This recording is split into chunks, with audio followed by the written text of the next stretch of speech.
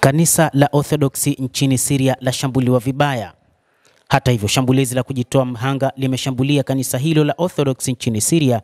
Kanisa la Mar Elias huko Damascus limekumbwa na mlipuko baada ya ibada, ambapo kumekuwa na mshambuliaji aliyejitoa mhanga kwa ajili ya kufanya shambulizi hilo. Mlipuko umetokea katika kanisa la Mar Elias katika mji mkuu wa Syria wa Damascus. Vyombo vingi vya habari vimeripoti, na hii ilikuwa ni siku ya Jumapili. Kanisa la Kikristo la Orthodoksi limeripotiwa kupigwa na mtu aliyejitoa mhanga wakati wa misa.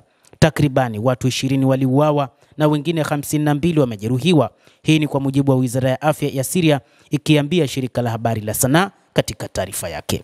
Picha za mchoro zimesambaa mitandaoni, zinaonyesha mambo ya ndani ya kanisa yakiwa yameharibika sana, kukiwa na miili iliyochanika na madimbwi makubwa ya damu ndani. Milipuko huo ulifuatiwa na milio ya risasi.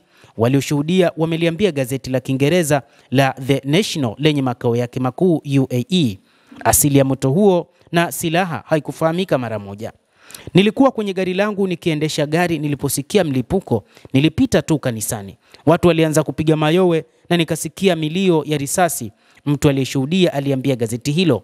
Magari na ambulensi zilianza kufika. Niliona watu wengi wamejeruhiwa na wengine wanaweza kuwa wameuawa.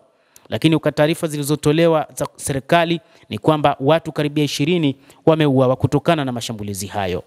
Wizara ya mambo ya ndani ya Syria imesema shambulizi hilo linatokana na kundi la kigaidi la Islamic State IS ambalo zamani lilikuwa ICC, ikisema kwamba mshambuliaji aliwafyatulia risasi waumini wa kanisa hilo kabla ya kufyatua mkanda wa vilipuzi, kwa mujibu wa shirika la habari la Sanaa. Kasisi mmoja katika kanisa hilo alitoa maelezo tofauti ya matukio, akieleza kuwa kulikuwa na wavamizi wawili ambao walifyatua risasi nje kabla ya kuingia na kujilipua.